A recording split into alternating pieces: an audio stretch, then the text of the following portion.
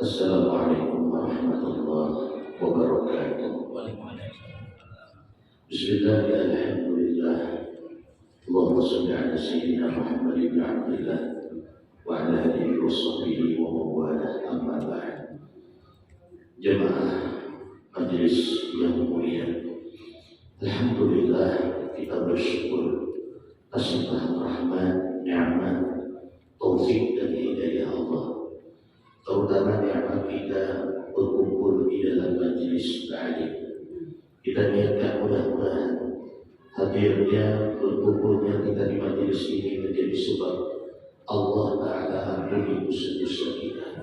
Allah Ta'ala kabulkan segala hajat kita. Allah Ta'ala mudahkan segala urusan kita fid wa dunya wal akhirah. Amin ya rabbal alamin. Dan seperti biasa, terlebih dulu kita mengambil berkah dengan membaca Qasidatul Muhammadiyah, dengan niat mudah-mudahan majelis kita, hidup kita senantiasa diberkahi Allah Subhanahu wa Ta'ala berkat Nabi Muhammad sallallahu alaihi wasallam. Amin ya rabbal alamin. Allahumma shalli wa sallim ala sayyidina Muhammadin wa ala ali sayyidina Muhammad. Ya Rabbi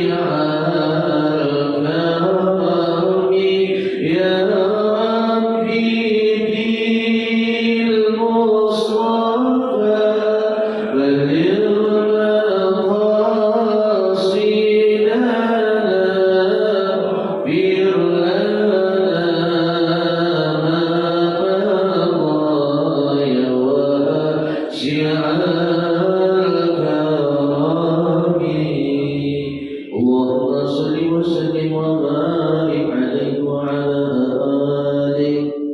أستغفر الله العظيم أستغفر الله العظيم أستغفر الله العظيم الذي لا إله إلا هو الحي القيوم وأتوب إليه إلى حضرة النبي صلى الله عليه وسلم وعلى آله وصحبه الكرام وجميع الأنبياء والأولياء والصالحين والعلماء العاملين وجميع المصلين في القلوب المخلصين خصوصا لروح سلطان الأولياء سيد الشيخ عبد القادر الجيلاني والشيخ البغدادي والشيخ محمد بن عبد الكريم السمان المدان والشيخ مولانا الشيخ عبد العبادي والشيخ زيد بن عبد الغني البدري والشيخ عبد الرحمن سيدي صاحب الولاية والشيخ محمد علي بن الشيخ عبد الوهاب التبلي ووالدينا ووالديهم وشيخنا معلمين وأستاذنا أن الله ينفعنا بعلومهم وأسرارهم في الدين والدنيا والآخرة ويعين علينا وأولادنا وذريتنا من بركاتهم شيء لله لنا ولهم الفاتحة. أعوذ بالله من الشيطان الرجيم بسم الله الرحمن الرحيم الحمد لله رب العالمين الرحمن الرحيم مالك يوم الدين إياك نعبد وإياك نستعين اهدنا الصراط المستقيم صراط الذين أنعمت عليهم غير المغضوب عليهم ولا الضالين.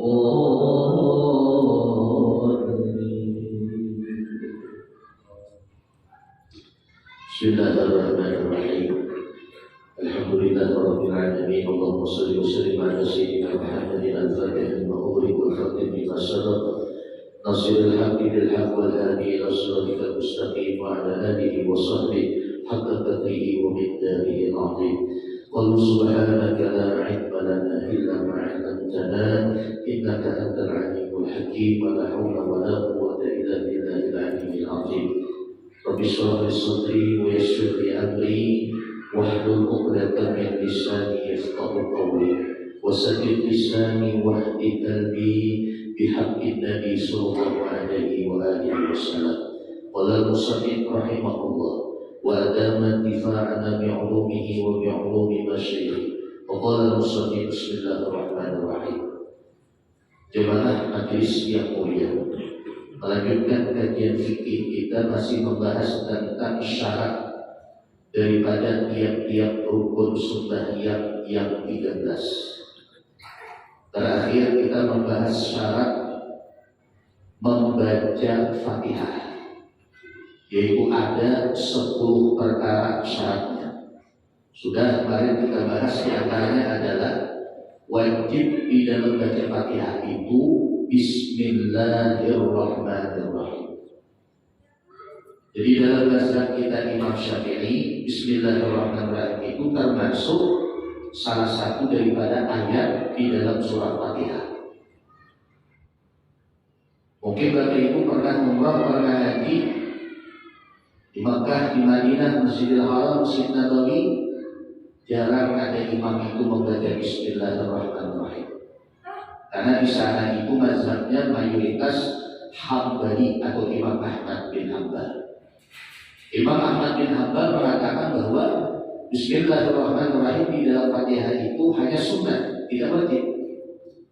Tapi kata guru kami, kalau kita sembahyang di Masjidil Haram, Masjid Nabawi, dianjurkan berbaik sangka bahwa imam yang jadi imam di Masjid Nabawi dan Masjidil Haram itu ia membaca Bismillahirrahmanirrahim tapi pelan, gambar.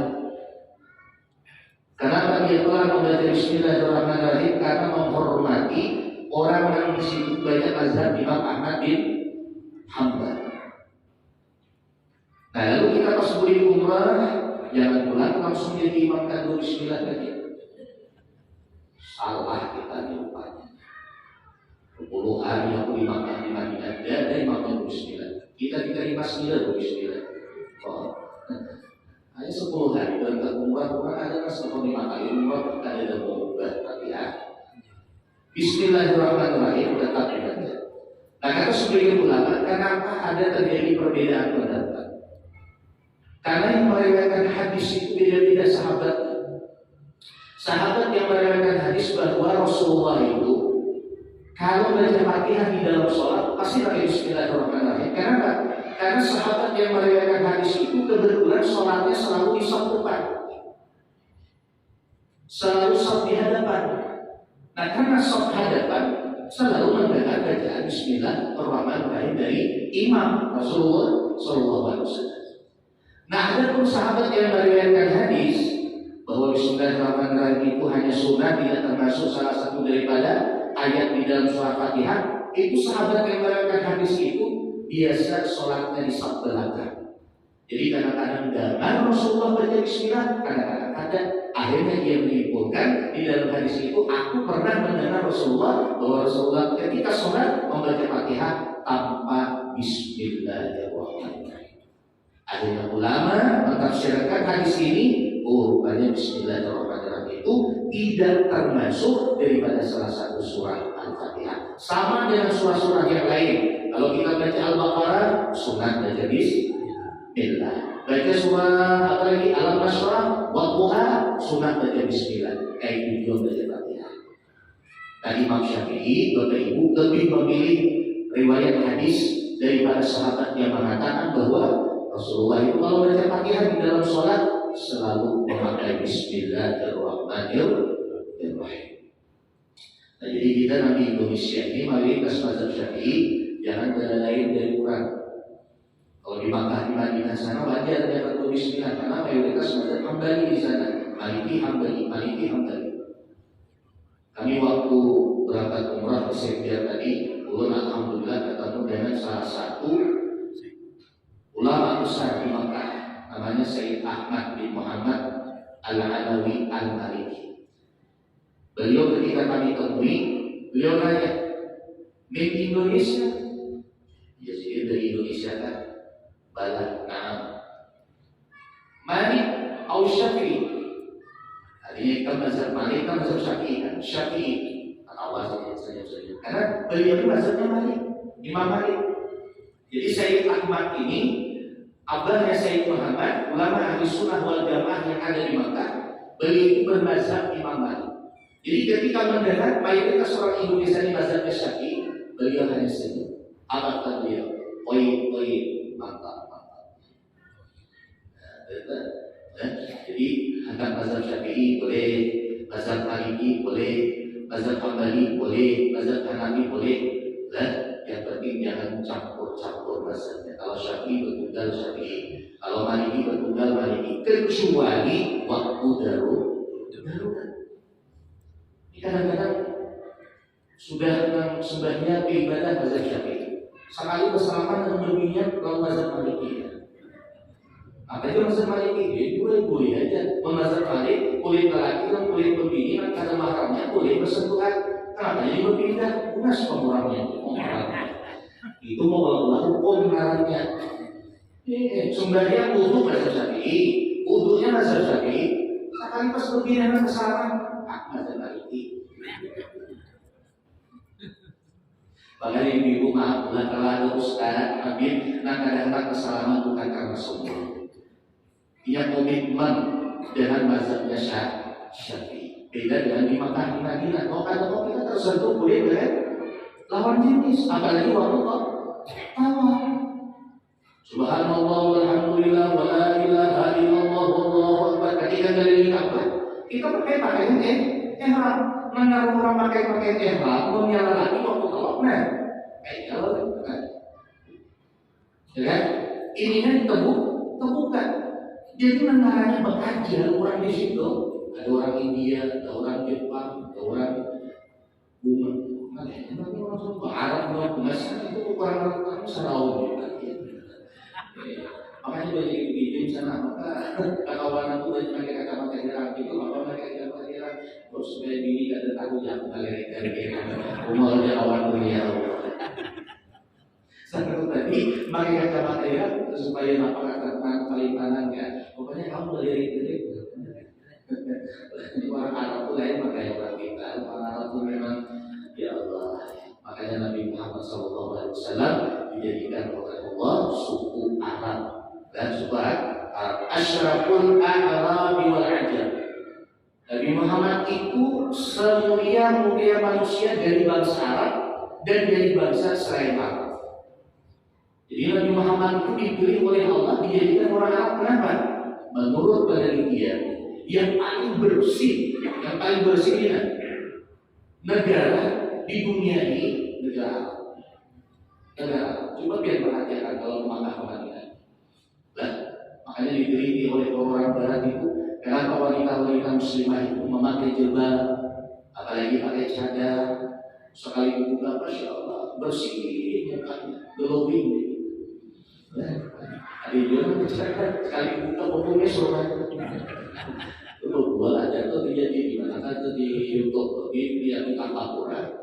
Jadi hati-hati, yang bercakap bila mencurigakan, buka pokoknya sama lagi.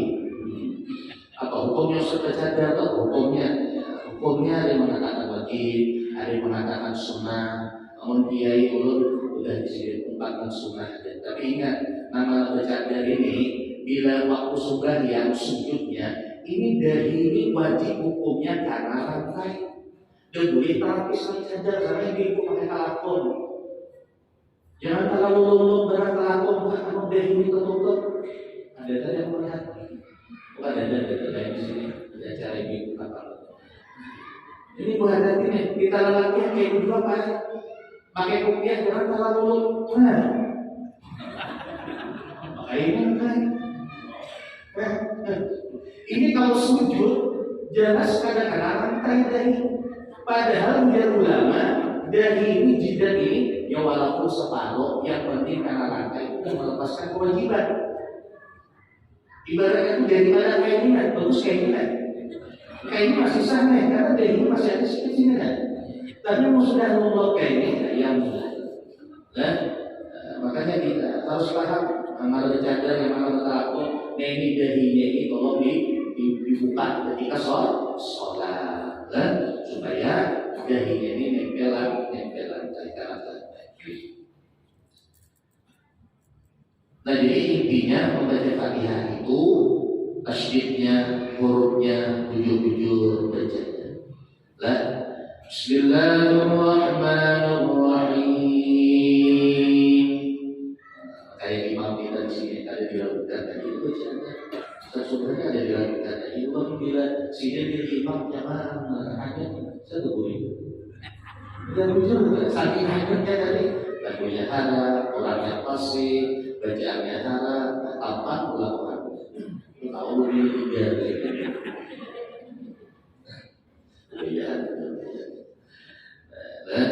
jadi ingat bulan jangan mengumpatkan dari Bismillah jadi kita ini yang berlari dari orang empat orang hari aja Bismillah dan yang guru kami bila dia ke Makkah ke Madinah baik sangka itu imam yang ada di Masjidil Haram dan Masjid Nabawi dia Bismillah tapi pelan dan banyak saja.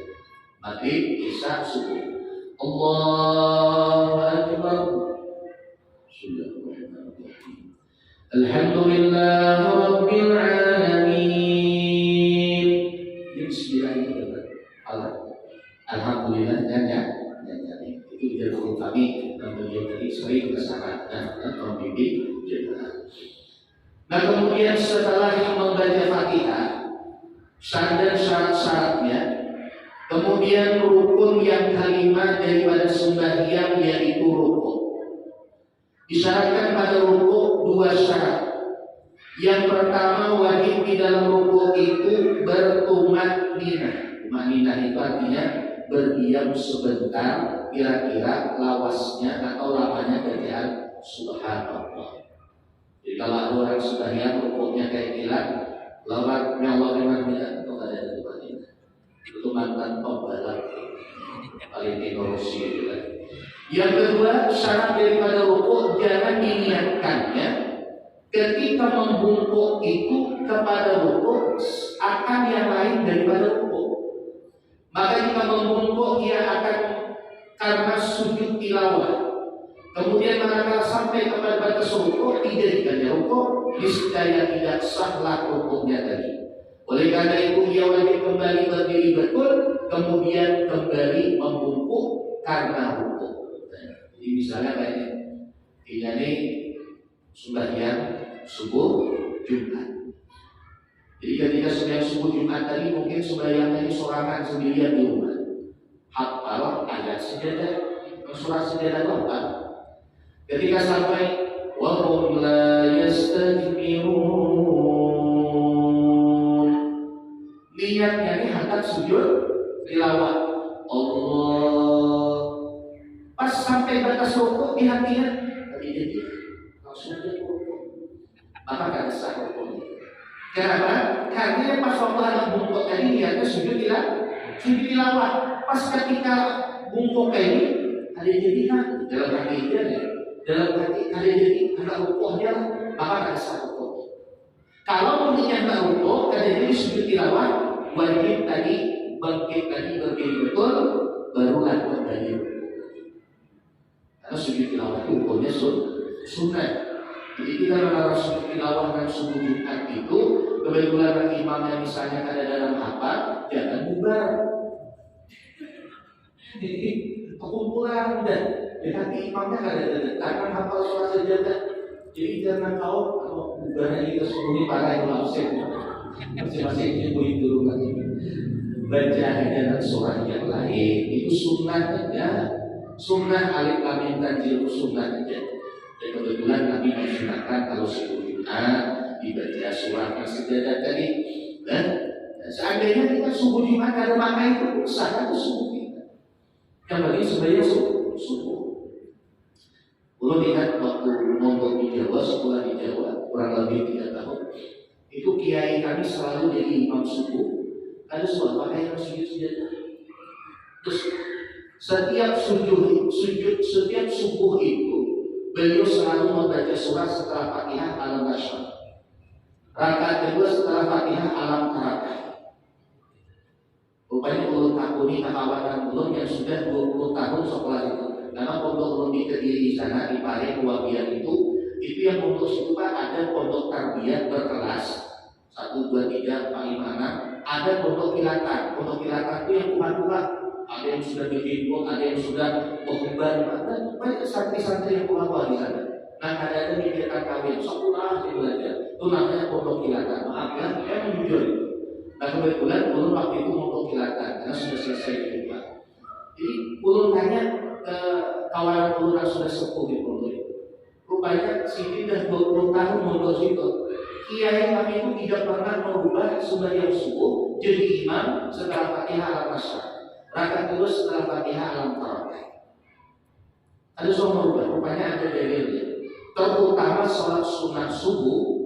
Apabila kita sholat sunat subuh dengan 2 rakaat itu antara azan dan qamat, kata Nabi SAW, barang siapa yang sholat sunat qabliyah subuh antara azan dan qamat itu, rakaat pertama baca Fatihah setelah Fatihah Al-Nasr, rakaat kedua Fatihah setelah Fatihah Al-Tarakah, maka orang ini dihindarkan oleh Allah daripada kena penyakit bawasir. Bawasir itu apa? Maaf, ambian. Jadi menghendak kita ini dihindarkan oleh Allah dari penyakit ambien, amalkan. Bila subuh Jumat, subuh apa ya Pak? Misalnya Selasa, Rabu, Kamis, Jumat, pokoknya ambien subuh itu baca Fatihah Al-Nasr, kata-kata. Rakaat kedua baca Fatihah Al-Tarakah. Itu supaya menghindari atau menjaga daripada penyakit ambien. Namun pindah dulu ke Banjar. Di Banjar itu hampir di mana masjid surau, kalau subuh Jumat selalu membaca surah sejadah.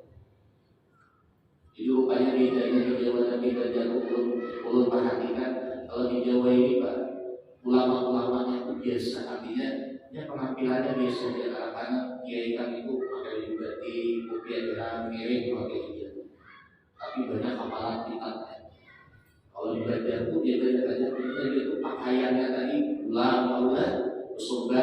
Makanya waktu kami di Jawa itu kan dibolehkan pakai kopiah dilarang, masuk dilarang tadi ujian kiai dia pondok selama jadi santri pakai rupiah hitam saja.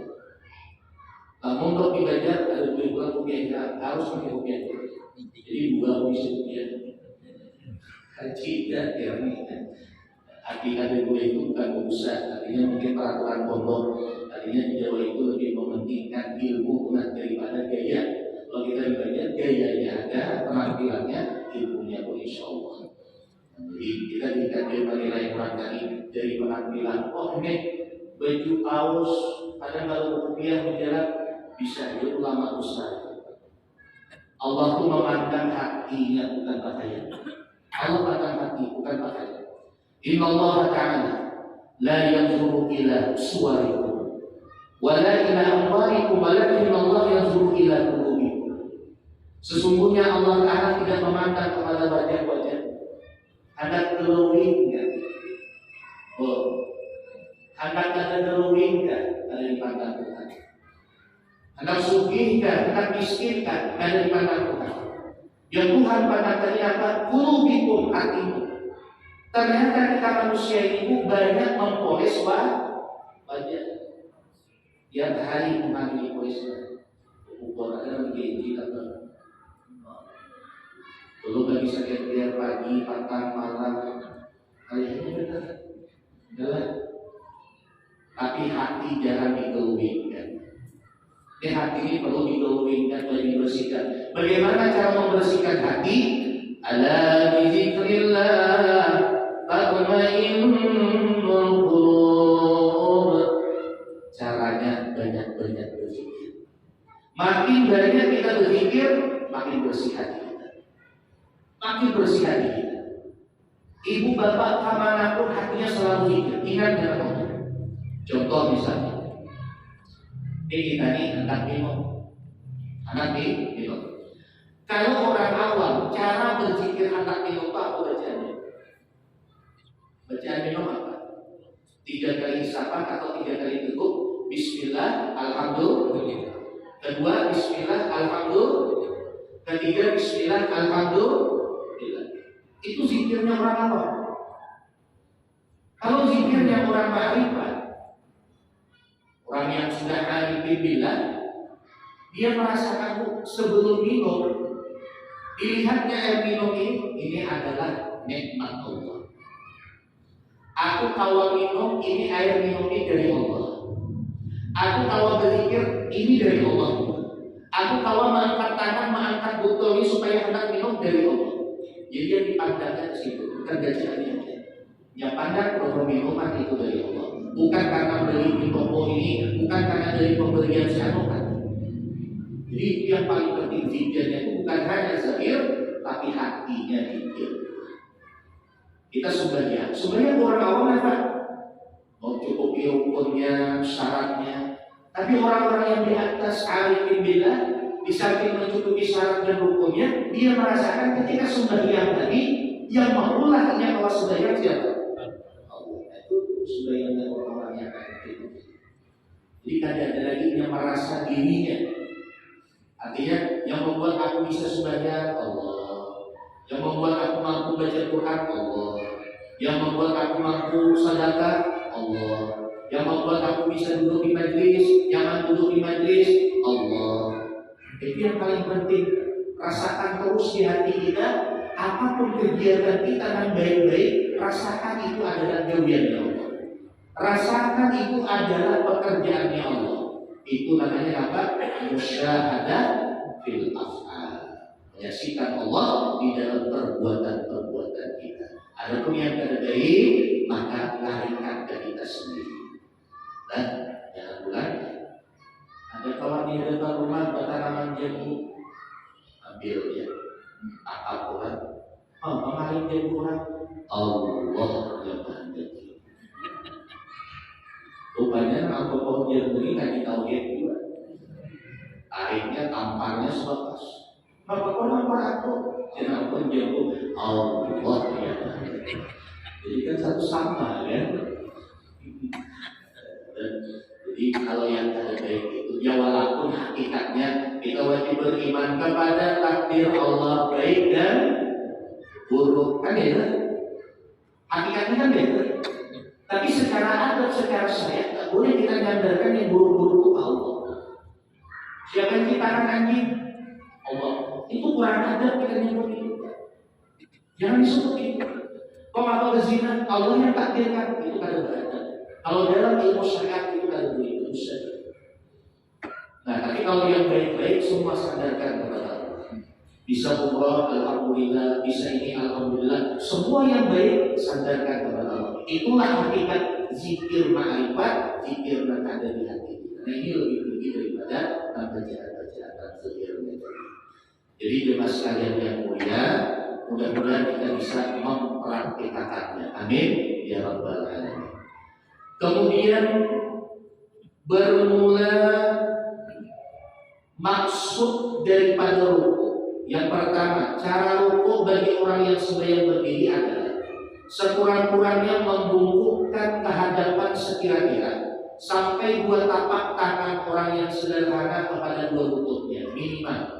Paling kurang ketika dia bungkuk, ruku itu minimal paling kurang telapak tangannya yang turun. Itu paling kurang. Yang paling bagus lagi, yang paling baik bungkuk sedikit. Bungkuk kira-kira di belakang itu rata. Kalau ditaruh papan rata, itu yang paling optimal. Yang selanjutnya, cara ruku bagi orang yang sudah duduk sekurang-kurangnya ialah membungkuk ke hadapan sekiranya dahinya menyamai kepada lutut. Kalau kita sudah duduk, cara rukuknya dengan sujudnya beda.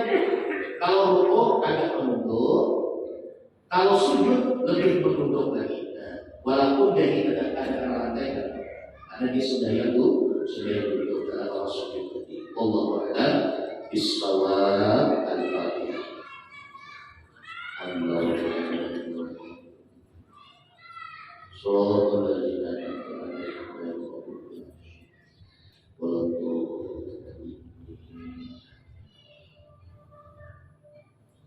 Amin. Bismillahirrahmanirrahim.